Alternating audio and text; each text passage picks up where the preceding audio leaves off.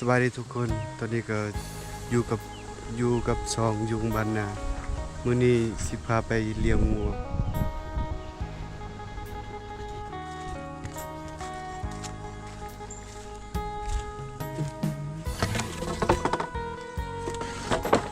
เออ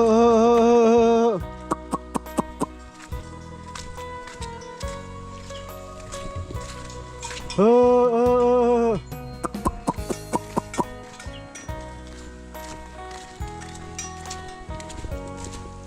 เฮ้ยเฮ้ยเฮ้ยเฮ้ย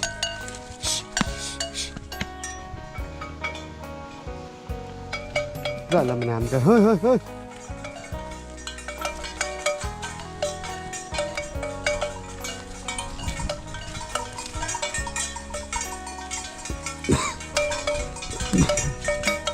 เฮ้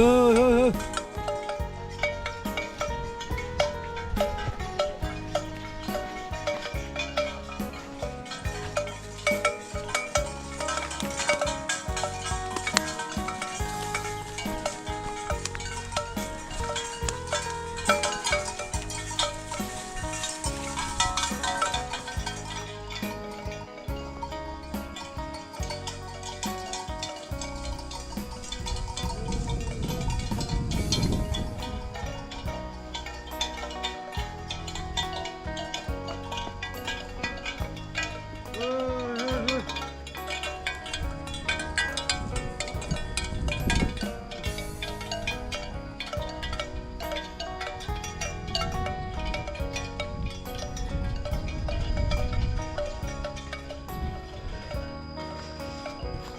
ไปปล่อยอยู่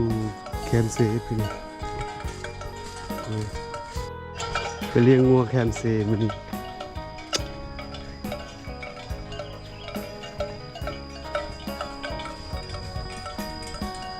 บรรยากาศเนี่ยเศร้าๆ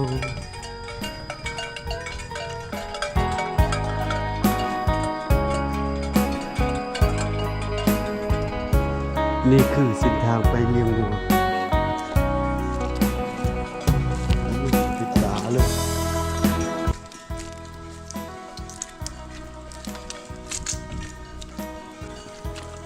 เอาละงัวไปก่อนแล้วเจ้าของแลนด์บ่ทันมันย่างไหวพวกงัวนี่กัน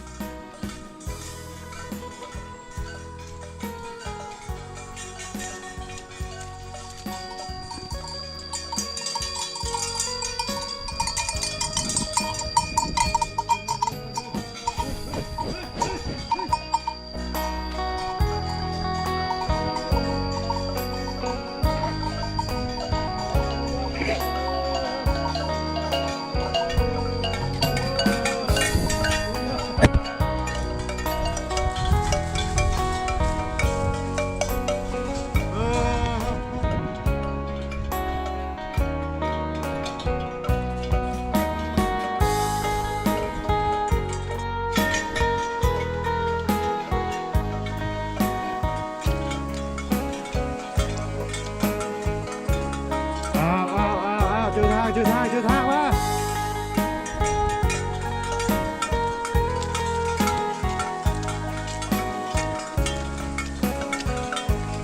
จุดทางเ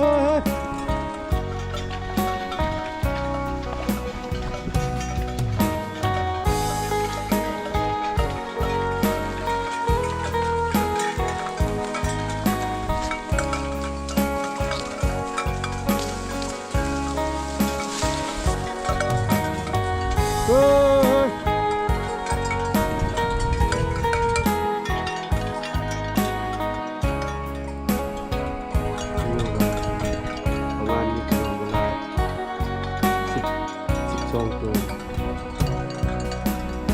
เลี้ยงกล้วยชม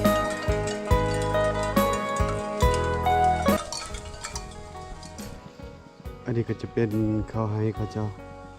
โอ้ขาวงามเนาะมิสลีเป็นมาก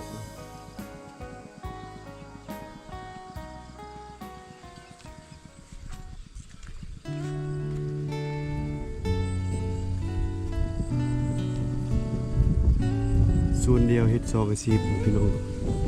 เป็นส่วนมันตดเบิ่งนี่เป็นข้าวไฮ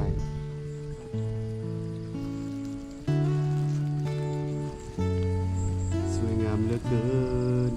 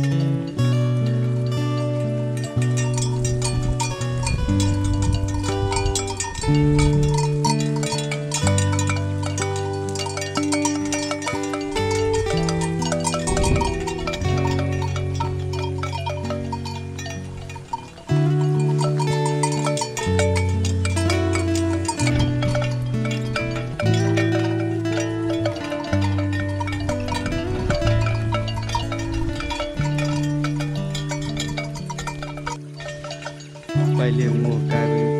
งัวไปเลี้ยงเอาพี่น้องนี่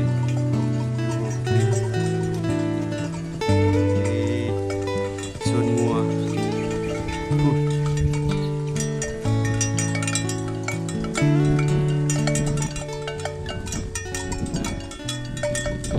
มันหากินแบบสบาย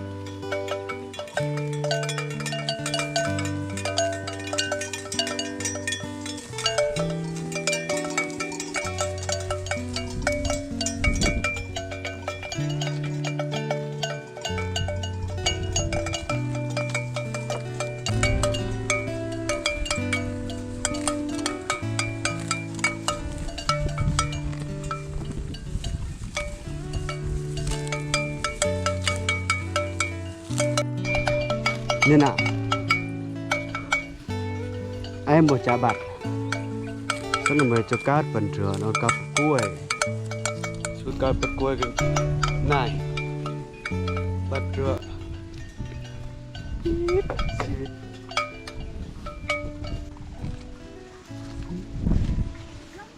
โอ้ยโสดอ่ะเข้ามานี่ไปละกันฮะนักลาป่านะมั้งนะmau ke pasar sudah ada ke mau ส่วนนี้ก็เป็นน้ำเสตีนผูนี่ก็ฮอลแดดเฮาสิลงไปอาบน้ำเสปล่อยให้มันกินแถวนี้ล่ะกินนี่ถึงล่ะมันบ่ได้ไปไสเพราะว่าสถานที่มันกว้างขวางพี่น้องปล่อยให้มันกินแถวนี้เฮาสิลงไปอาบน้ำเส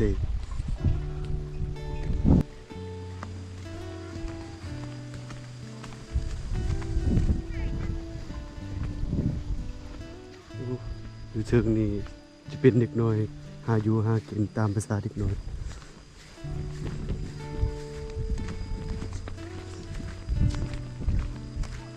สิไปเบิ่งเด็กน้อยก็จะเฮ็ดหยังตัดออกแกบ่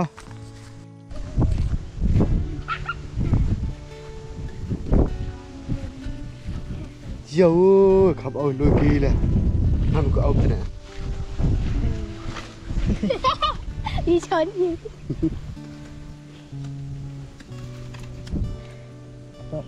คำเอาเยอะเอากล้วย โอ้เด็กน้อยนี่ดังไฟมันเป็นแบบนี้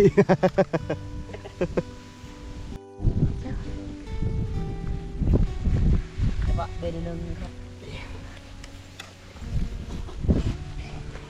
ยังไงเด้อ โน่ กระดู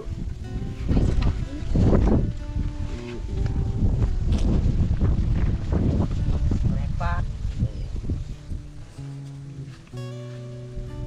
นึกของเขาเอามันเด้อก ระดูตาแจ๊บตั้งแต่ไหน โม่ตนาเต เขาเอาหิมแปะจะไล่เลยนะก็ตระไป ได้ชิ้นไหนรอดป่ะ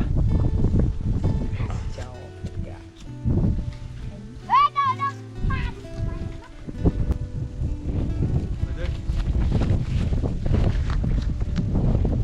เราด้วยนะติ๊ก พี่ฮอดเด้งเดินด้วยเด้ง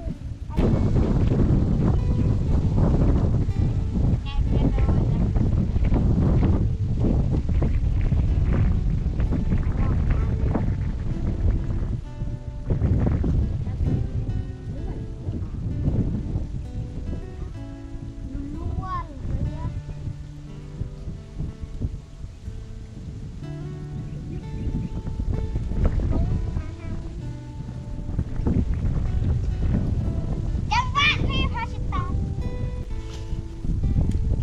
เอามันตั้งยังไงมาตั้ง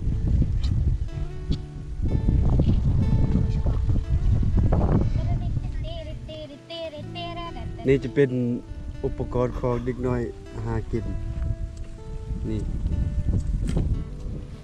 เป็นเกลือ อุปกรณ์อันนี้จะเป็นเบ็ดเวลามันถือมันเฮ็ดยังแบบนี้ ยังตาเกยฮอดยามาไม่ทำฮอ ตาเนี่ยขี้แต่พื้นนะcái da rồi chọ đều rồi này chơi kìa bắt lâu được kìa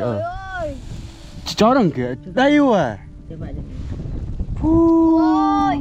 ยิง ดังไฟเลยก็ยากเนาะพี่น้องร้อนเนาะ มาเบนหนึ่งจะเอาปลาเลยดังเฮ้ย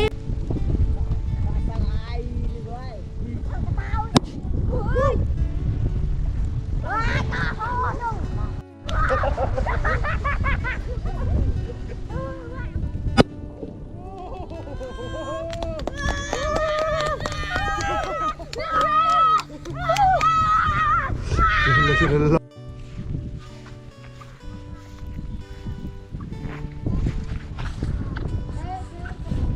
ไอ้เจ้าตัวแกบนน้ำบัดตัวแก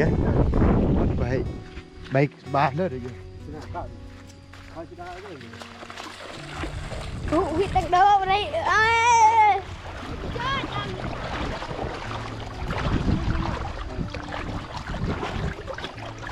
กลัวตัวเร็วได้เจอมันนะเลียกี่จะมันนะทายอันไหนเดี๋ยว ไปเลย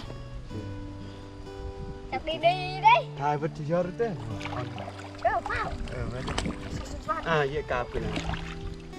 เดี๋ยวนะlạiลองอีกที โอ้มาเดินขึ้นมาเล่นนำกัน เจอชนะแล้ว ไอ้เมย์มดนะไอ้เวียนไงได้เรา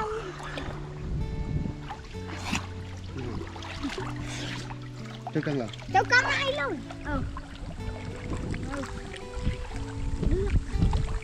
เป็นแบบเลือกrồi đó ba đóมานี่ครับคนมานี่นะครับคนจะเบิ่งชอบนี่นะครับเราเด็กนักแบกยังได้39แปะจังม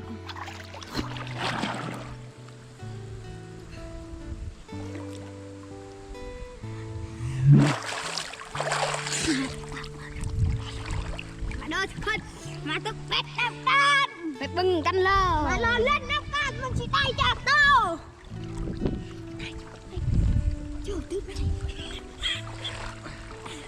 มาแล้วลื่นน้ำกัน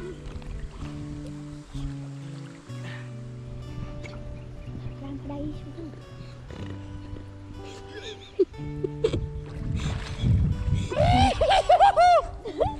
บอกไปรอลื่นน้ำกันเลยไปเล่นเด้อไปเล่นเด้อ เจ้าจิกอนี่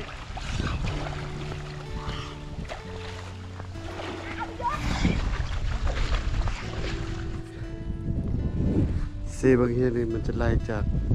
ประเทศเวียดนามพูดถึงพูดละมันจะไล่จากประเทศเวียดนามแล้วมันก็จะไล่ไปพูดไป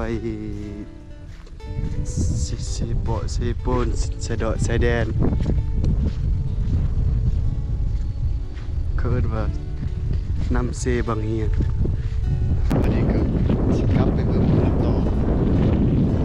ได้อาบน้ำเรียบร้อยได้อาบน้ำเรียบร้อยแล้ว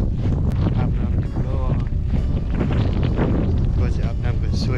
ยโอกาสน้ำเรียบร้อยใส่เบ็ดให้เรียบร้อยเมื่อกี้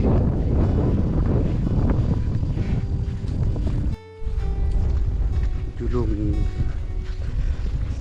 อีผู้เดินหากินจะเป็นน้องสายเขาเองเขาสิฝากงัวน้ำลาวเขาสิเมื่อปล่อยแบต่อ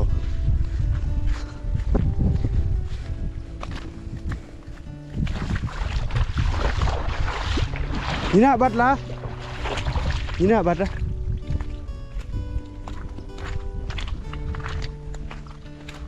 บ่ได้เตะบัดแฟลกจิแฟลก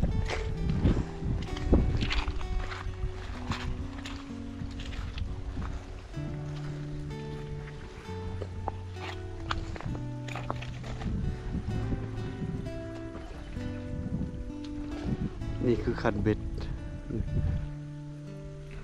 เจอพวยดำเมื่อกี้ชิลามันบัดไหมล่ะชิลามันบัดไหมคือบัดไม่ได้พื้นกันมือบัดเนี่ยมันยินเถอะนะก็ชูกล้ากาแฟนะ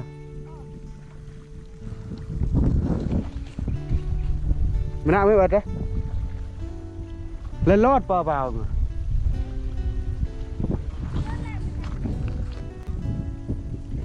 เมื่อกี้นี่คือน้องสายเขาเองเนาะพอดีพบน้องสายเราไปใส่เบ็ด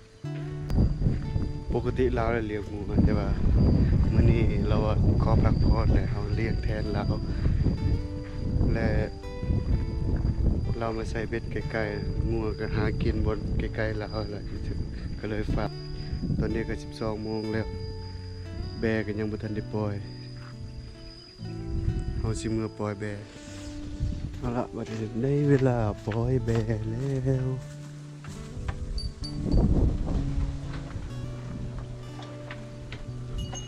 เราจะเปิดพวกนี้ก่อน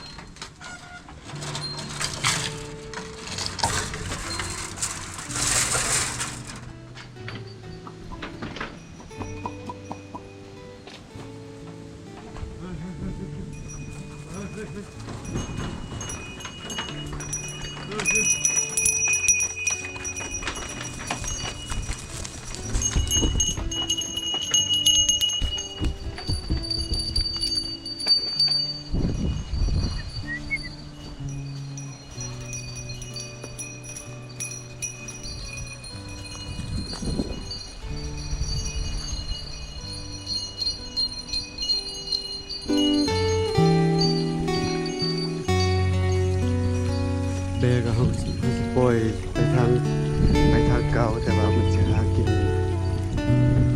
ของมันเองก็คือเลี้ยงงัวมันต้องไปส่งถึงบ่อนนี่เขาไปส่งบ่อนแบบให้มันวิทย์จากบ้านแล้วก็ให้มันไปหากิน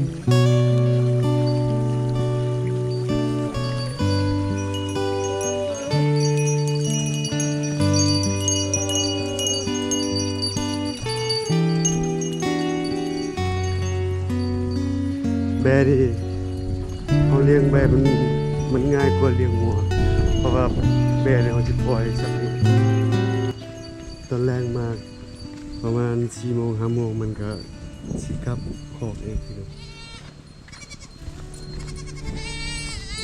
งโมยอมเฮ้ยคลิปนี้ก็สิขอเป็นเพียงไว้สำนี้เนาะมีหยังก็ฝากกดไลค์กดแชร์กดติดตามให้ด้วยพี่น้องเพื่อเป็นกำลังใจในเฮ็ดคลิปต่อไปขอขอบใจ